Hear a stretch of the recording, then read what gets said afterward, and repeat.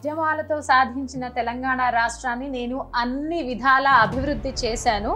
ఇప్పుడు నేషనల్ లెవెల్లో నేను అభివృద్ధి చేసి చూపిస్తానని ముఖ్యమంత్రి అంటున్నారు. ఏ రకంగా అభివృద్ధి చేసిరు, వాళ్ళు పెట్టినటువంటి మేనిఫెస్టోలలో ఏవి ఇచ్చిరని చెప్పి మేము అడుగుతాం.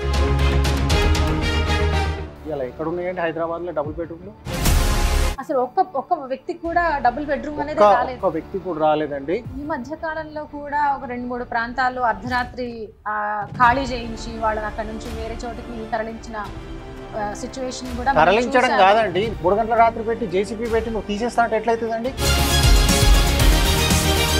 అభివృద్ధి చేశాము, డబుల్ బెడ్రూమ్లు ఇచ్చాము, అన్ని రకాల. ఎక్కడిచ్చారు? ఎక్కడ కాదండి, ఎక్కడిచ్చారు? నేను చెప్తున్నా కదా, ఇంత పెద్ద కాన్స్టిట్యున్సీలా 6,75,000 జనాభా ఉన్నటువంటి కాన్స్టిట్యున్సీలా తెలంగాణ రాష్ట్రం వచ్చినప్పుడు మిగులు బడ్జెట్ లో ఉన్న మన రాష్ట్రం ఇప్పుడు అప్పుల పాలైందని 9 సంవత్సరాల్లో ప్రతి కామన్ మ్యాన్, ప్రతి ఒక్కరికి కూడా తెలంగాణ రాష్ట్రం అప్పుల పాలు ఎందుకు అయిందని. ఏపీ నుంచి వచ్చి జాయిన్ అవుతున్నారు. ఆ జాయినింగ్స్ పై మీ అభిప్రాయం ఏంటి? అంటే ఆ జాయినింగ్స్ ఏంటంటే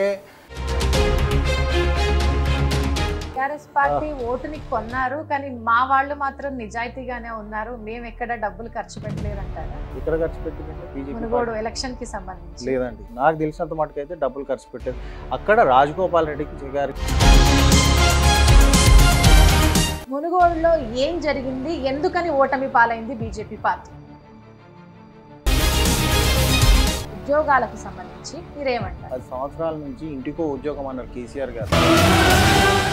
అభివృద్ధి అనేది ఏం చేయలేదంటారు. మిగులు బడ్జెట్ ఉన్నటువంటి రాష్ట్రాన్ని అప్పుల రాష్ట్రంగా తీర్చింది.